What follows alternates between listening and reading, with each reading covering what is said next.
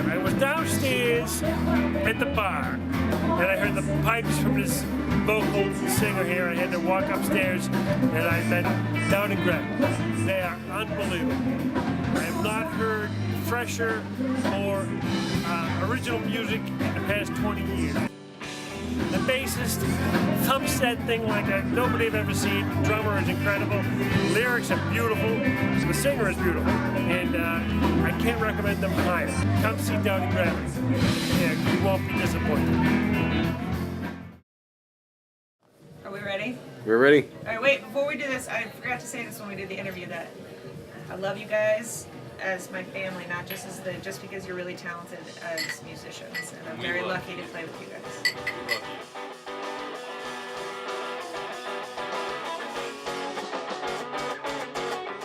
Well, the morning light is fading. I am left explaining why I am so difficult, why I am this way, and I know that you're frustrated. How I leave you hanging. All I can do is promise you that I will try to change. Yeah, for you I'll change. First met Andy Fawcett back in January of 2002. It was one of those really cold nights in Maine, and it had been for a while, so we had cabin fever, so we thought we'd go out. We went to a bar to sing karaoke, and it turns out it was me, my roommate, the karaoke DJ, the bartender, and Andy Fawcett. I've known Andy for 11 years. Within 5 minutes of meeting her, I found out she was in a band, and I had her demo. Well, I spent last night not sleeping, trying to find the reason why I keep on spilling all my misery.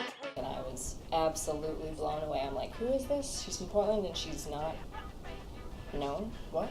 I couldn't believe that this girl I just met in a bar had produced this music with these lyrics. It was so professional. I was really kind of blown away by it. Got to know her and talked to her, and she's really cool, and got to know a little bit about her, and then she wanted to start a band. So asked Drummer Dave eventually. And Drummer Dave was very excited because back in the day we thought she had an awesome voice. When I saw her first live performance, she wouldn't look at anybody in the audience and like, would you open your eyes? Andy Fawcett stood there like this. Never opened her eyes the entire time she sang. Well, I was playing in a bunch of different projects, and I was playing one project, but different players kept coming in and out of it, and pretty much it started when I was sitting at the Big Easy and every Tuesday night watching Dave play drums for Slide Chi, and when I was in the looks for a new drummer, I basically decided that I'd be lucky to play with him. But I asked him if he would like to play with us for a little while. I was playing with my brother at the time. He was my bass player for years, and Dave was like, sure, I'll get you guys started, and I'll get you guys set up, and then once you're ready to go, like, I'm really busy, but I'll get you set on your way to a new drummer or whatever. So we're like, all right. So we started that way, and we started playing, and then, like, little by little, we're like, all right, Dave, I think we're ready. Like, what do you think? And he's like, well, let me just play a little bit longer. Just make sure you guys are ready. And so basically he wouldn't leave and we wouldn't want him to leave. Later down the road, they found Josh as a bass player, Josh Prescott, who has been in many bands. Marion Grace, he's known for also. He's been in the music scene in USM for a long time, and through the circle of friends, everybody comes together. We actually found him through a friend of mine, Aaron, from Marion Grace, and he came in and was basically the perfect fit because I am not a lead guitar player. I play rhythm, so we basically needed someone to kind of step in as a lead player, and he stepped in, so we got Josh in as the bass. We started gigging a little bit and had a promoter say they needed a little extra. 3 of us played for a while, and then we needed to finally to find us a guitar player / vocalist. So that's where Mike Allen came in. And Dave and I had actually played with Mike before, so it seemed like a perfect fit. Mike Allen produced the extra that they needed and the sound that they're looking for and a direction they want to go. 'Cause I would love to be the fantasy that you stretch out, but you'll never reach. No matter where you go, you'll never get there. And every day I watch you from afar. What they have now is what they've been working towards. You got Mike, Josh, Dave, and Andy, and they're just perfect together in that band. They got perfect symmetry, perfect chemistry. They write well together, they sound great together, and they make it look effortless. Doubting Gravity as they are today, they have Michael. I know it's just, they sound so in tune, they're so together.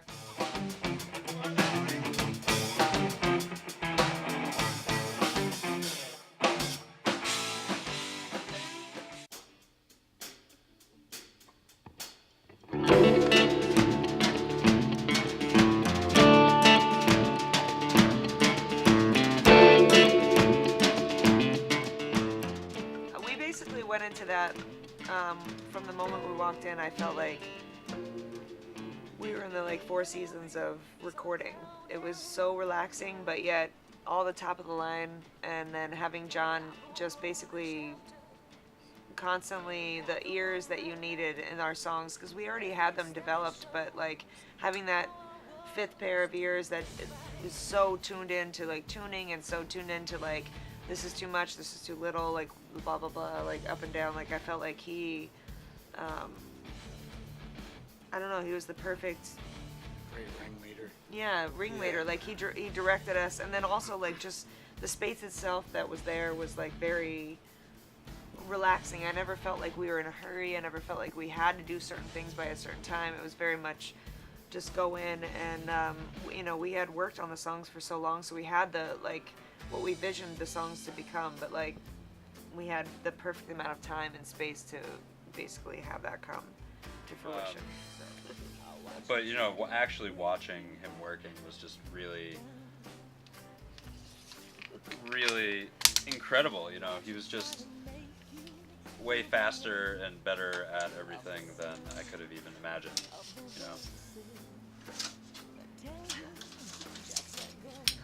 It was kind of like this. It's just his abilities were never ending. Well, I was really impressed with the first EP, and I remember talking to Andy about it, and she was telling me, but you don't realize, we didn't just go in and play all these parts. We played them over and over, and they would cut this and put this here and put this here, so that everything we did sounded perfect. And that's where they were as a band at the time. That was what they needed. But now what you find out when you hear their music is you can tell that what's on the CD is what they're playing. I'll come in and be like, this is what I think it will happen, and these two will come up with a rhythm, and they can, take it as they want it to be. I would never envision what it becomes.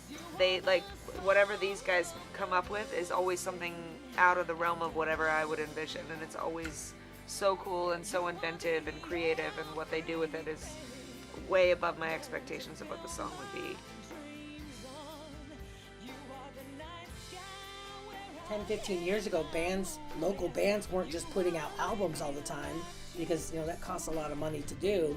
But now you have to do it. You have to keep being current, putting more music out there, and, you almost have to have somebody in your band or working for you that's going to manage the social media side of what you're doing, because it's the only way you're going to get your name out there anymore. But it's funny, we just played another song tonight for a show this Friday, and we still are developing it. So it's a constant evolution. There's always room for someone to be like, I want to try this. There's always room for someone, I want to do this, or, I'm not really excited about this part, I'm going to try it this way. So I feel like there's always, the songs are constantly changing. Always growing. Yeah, they're always growing. Yeah, I felt like it was really cool how everything all the songs got chosen for the album, where they all kind of make sense together, and we have one of the oldest songs that was played before I was in the band, and maybe back when you guys were in a band. Yeah. Mm-hmm. And then, the newest song that we wrote, basically. Yeah. So. I think what they're realizing with, she writes, I think, in a much more alternative and indie kind of a way, and you can take that and put it into a rock band with a pop feel, and make these songs that are listenable and they're really relatable to everyone. You don't hear anything like these guys. Andy would come with an idea, which you've heard probably throughout a lot of interviews, would come with an idea, and Josh and Dave would take it to a different level, and Andy would be so excited. But Josh, with his ear and his ideas, and very, very communicative on those ideas, and lets it expand, builds a big platform where they all can build and have different say in it, which is a good thing about this band. For us, it's really cool because, you know, Andy is the songwriter. A lot of people that you work with who are songwriters they write a song and they have a vision for it, how it will work.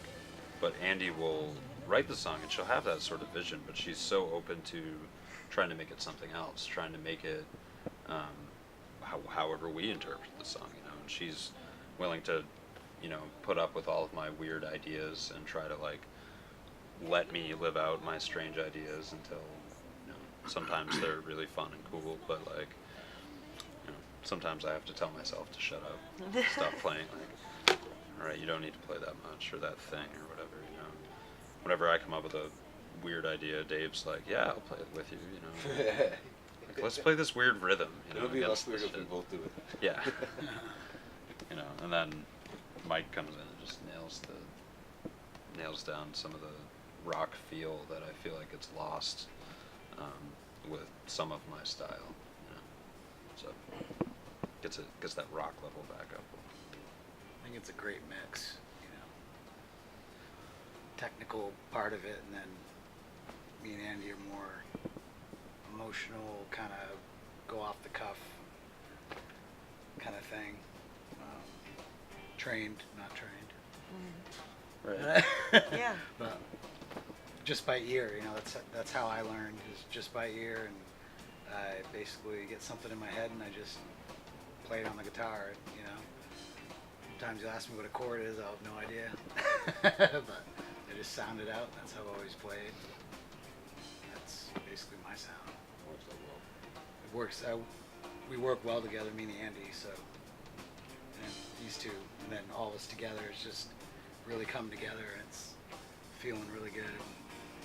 The songs just keep progressing, sounding better, so as long as that's happening, I think we're pretty happy. With Mike being in the band as the lead guitar player, it really, like, opened us up to cover options. Yeah. Absolutely. And also as a vocalist, like, we do Barton Hollow by the Civil Wars, and, like, obviously before it wouldn't have been an option. Like, I think that I mean, for me personally, like, I look for songs that are, like, we both are, well, me and Mike especially, we try and find songs that are on the radio right now, because a lot of bands around town now aren't playing what's on the radio, and that's the easiest way to, you know, to really connect with your audience, is something that they are already familiar with. But then also go back to songs that we all love as a band, you know, like, I love Ani DeFranco, and every time I do Shameless, like, I mean, it doesn't matter that it's fucking stupid because Dave is gonna lay down the sickest, you know, drum groove you've ever heard. That song, every time I feel it every time, you know, like, so we do that, and we do Grace Potter, and then we stick in, like, a Bruno Mars song, because, you know, it's just fun to play a song and basically be like, we can do that song that's on the radio right now, and we can make you dance around, and we're gonna do it well. So I think, like, pretty much for covers, we go back and forth between songs that we think the audience wants to hear and songs that we personally like. You know what I mean? Like, every song that we're gonna cover, I think that we do like, but I think there's definitely a moment where we think about, let's do this for the audience. Andy covers a lot of artists, and the boys help too. They cover a lot of artists. And to have her do Madonna, like, really, and then, of course, her fiance, now fiance, dancing behind her, like, that had to have been one of the most amazing nights of her life, and I know it was anyway.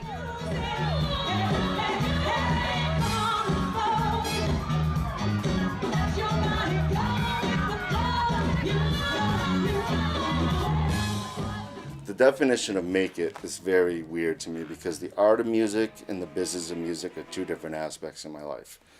You see the art and you see a beautiful thing, but you'll never hear it in your entire life, because you don't push it enough or make it in the scene that it's supposed to be in the top 40 music, and it's the talent that gets wasted in the art.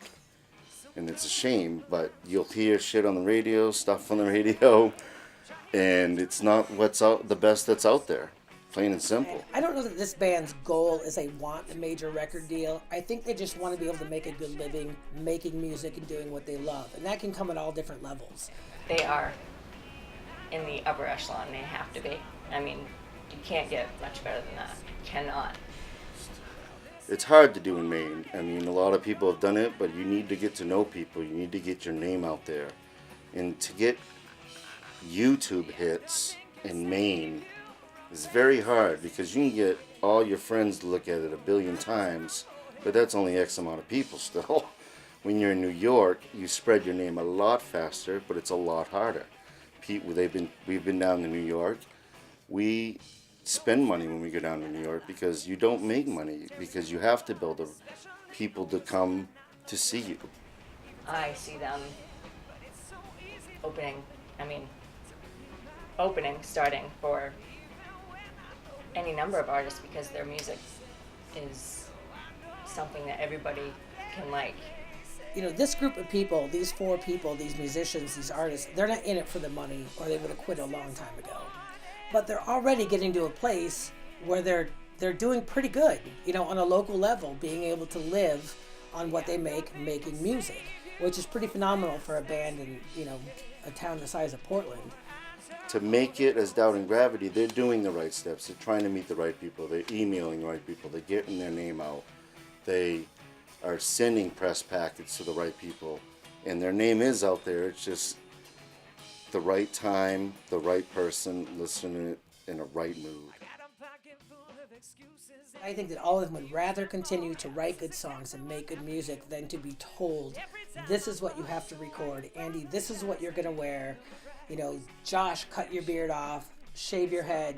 You know, right now I think that that's not something they're going to succumb to, because I think all of them could be there by now if they were willing to sell out. Maybe they'll actually be that breath of fresh air that nationally music needs. I mean, there's not enough originality at all, and Doubting Gravity is totally original, and together they could do so much, and it's time for them. It's totally time.